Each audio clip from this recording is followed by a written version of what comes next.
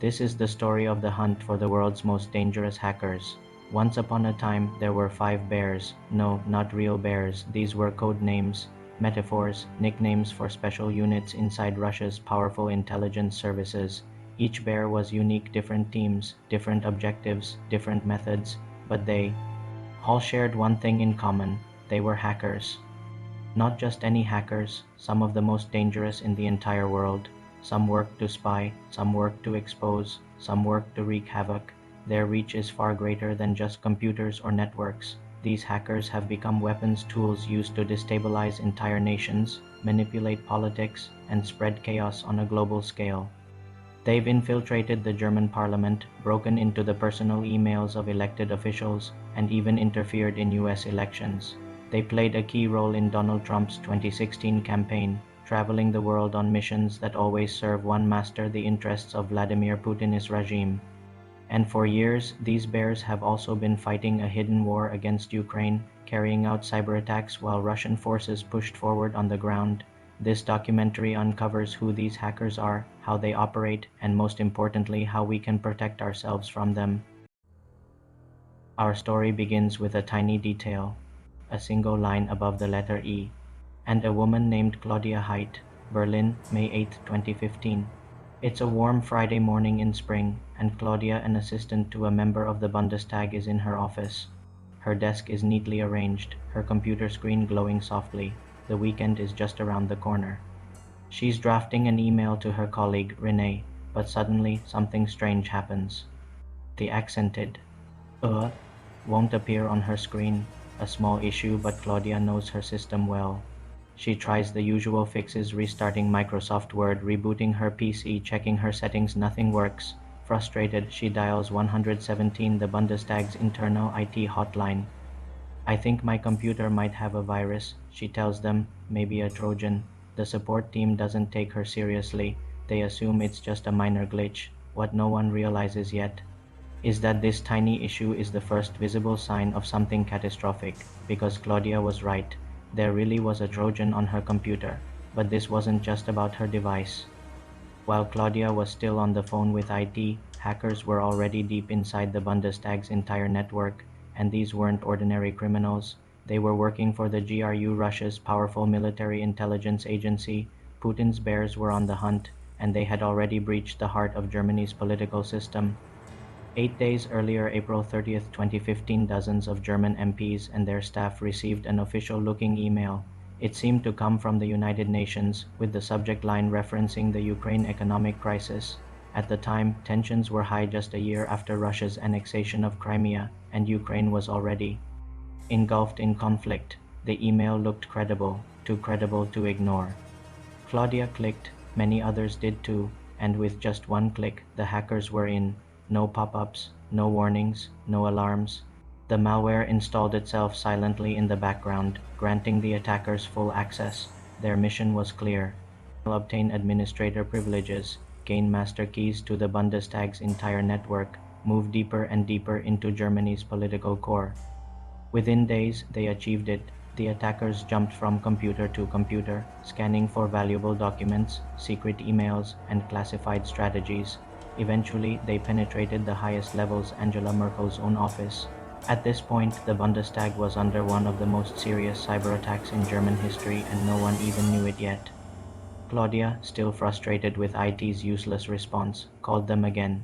She tried to explain, but they dismissed her concerns once more. So, annoyed and tired, she shut down her PC and went home for the weekend. By Monday, the hackers had been inside the network for nearly 2 weeks. Still, almost no one realized what was happening. Meanwhile, in the UK, a private cybersecurity firm had been monitoring a suspicious Russian-controlled server, one already linked to previous attacks. Suddenly, they detected an active connection between that server and computers inside the Bundestag. They immediately alerted the Federal Office for the Protection of the Constitution in Germany. But due to layers of bureaucracy, it took 3 full days for the warning to reach the Bundestag's security office. Finally, the BSI, Germany's top cybersecurity agency, sent a specialized response team to Berlin.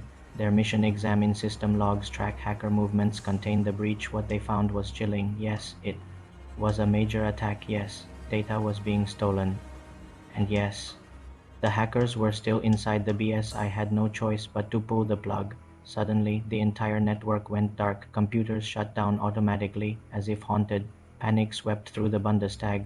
News broke the same day. German lawmakers learned about the hack from the media, not from their own security teams. Chaos erupted. The hackers had infiltrated so deeply that it took weeks to clean the network.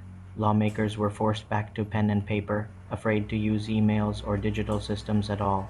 And yet, despite their efforts, investigators discovered something alarming. The attackers had installed a powerful tool called external malware that created a hidden backdoor for permanent remote access. That discovery led them to a name, a Russian hacker group known as Apt28, or, as the world now calls them, Fancy Bear. These were not amateurs. They were one of Russia's most elite cyber units, operating directly under the GRU, and they had just successfully breached the heart of German democracy. This was only the beginning. By mid-2015, Germany's Bundestag hack had shaken Europe. Billions of bytes of sensitive data had been stolen, classified emails, confidential documents, political strategies, and communication records. But this wasn't just an attack on Germany, it was an attack on democracy itself. While German investigators scrambled to contain the damage, international cybersecurity experts began working together to uncover who was behind the operation. Evidence increasingly pointed toward a single group, Fancy Bear, codename Apt28, and behind them, the GRU, Russia's military intelligence agency. But finding these hackers was no easy task. They were ghosts, operating from secret bases, masking their identities behind layers of encryption, fake servers, and complex digital trails designed to mislead investigators. A growing pattern. Fancy Bear wasn't new to the game. Their digital fingerprints had already been discovered in several major cyber operations worldwide. A 2014 breach of the US State Department, attacks against the White House, attempts to penetrate NATO servers, hacks targeting journalists and dissidents critical of the Kremlin, and now, the Bundestag hack showed just how far they were willing to go. The hackers didn't just steal information, they weaponized it. Leaked documents, stolen emails, and secret communications became tools of psychological warfare. The goal? To destabilize governments, divide populations, and strengthen Russia's geopolitical influence. Inside Fancy Bear's operations, investigators eventually pieced together how Fancy Bear worked. Unlike typical hackers, these weren't freelancers or independent cybercriminals looking for profit. Fancy Bear was a state-backed military unit. Every operation was carefully planned, funded, and directed by the GRU itself. They operated like a precision strike team. One group focused on infiltration, gaining access to high-value networks. Another specialized in data extraction, silently collecting sensitive information. A third unit handled disinformation campaigns, deciding when, where, and how to leak stolen documents to cause maximum political damage. For Fancy Bear, this wasn't about stealing credit cards or bank passwords. It was about power. Their attacks were strategic, timed, and coordinated with Russia's broader political objectives. The United States becomes a target. By late 2015, investigators uncovered a chilling revelation. The Bundestag hack was just one move in a much larger plan. Fancy Bear had already shifted focus toward an even bigger target, the United States of America. At the time, the US was entering its 2016 presidential election season. Intelligence reports began warning of suspicious activity against political organizations. One name kept surfacing repeatedly: Apt28. Fancy Bear. Hackers linked to the GRU were attempting to infiltrate the Democratic National Committee (DNC). They used the same tactics from the Bundestag attack: phishing emails disguised as official Google security alerts. Dozens of unsuspecting officials clicked. Within weeks, Fancy Bear had gained access to thousands of internal DNC emails. The hack that shook the world.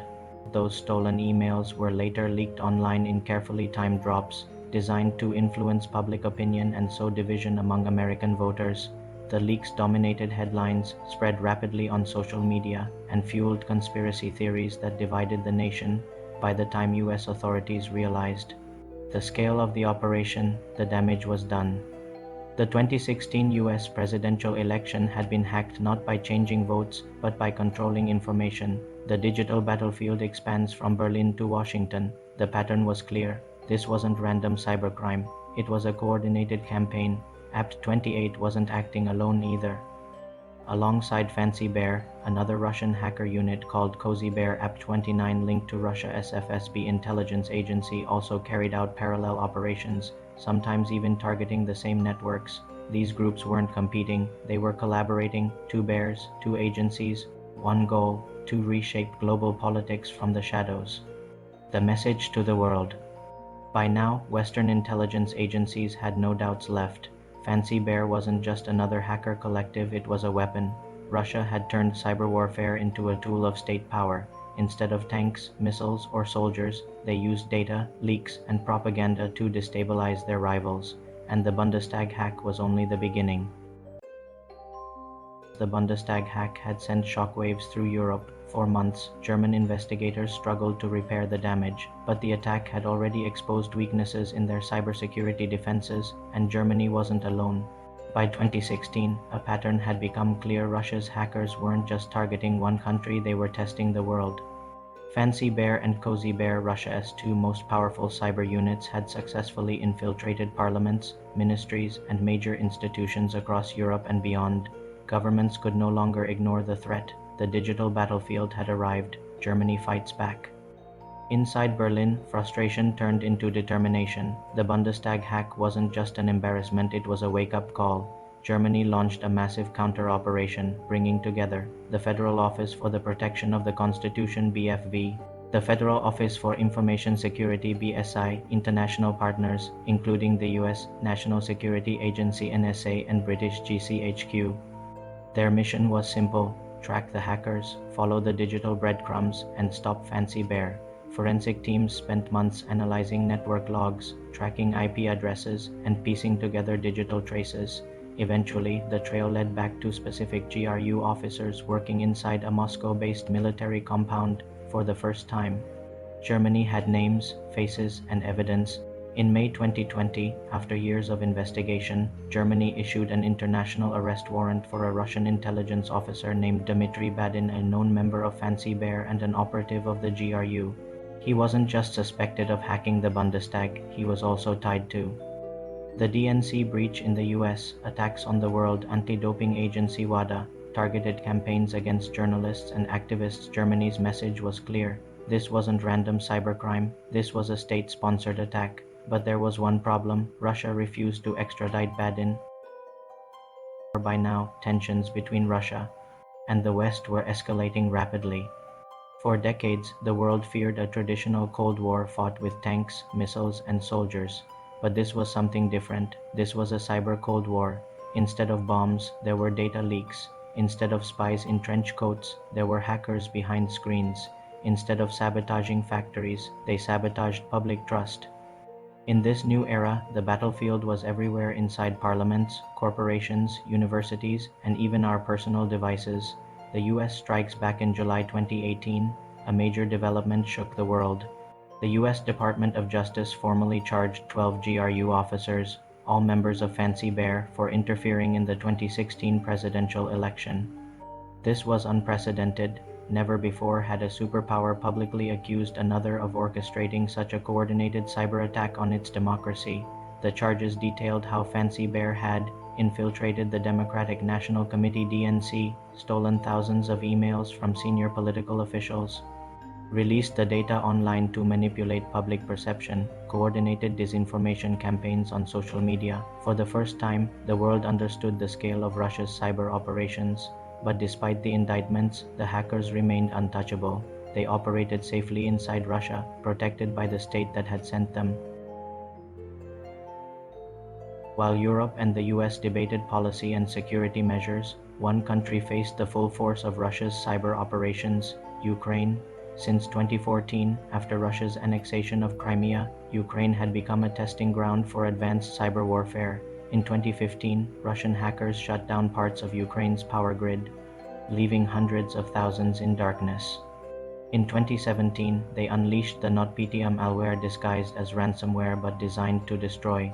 It spread globally, causing $10 billion in damages, crippling hospitals, airports, and shipping companies worldwide.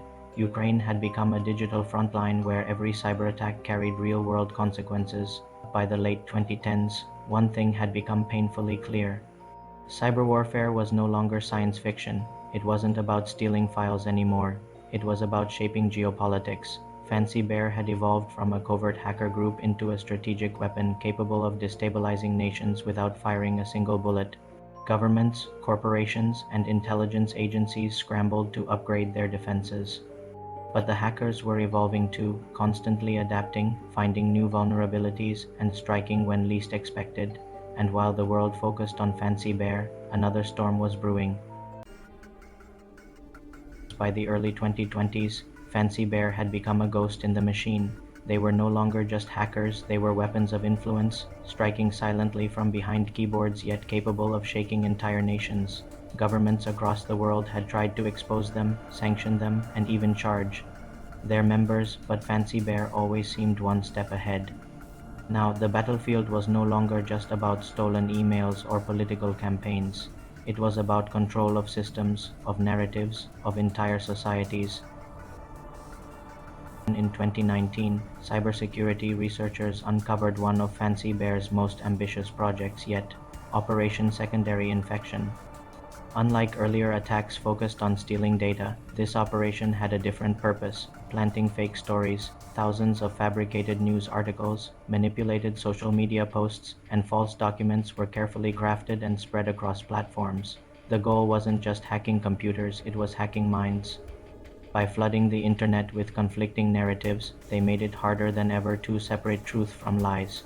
From elections to protests to international disputes, Fancy Bear didn't just observe global events, they shaped them.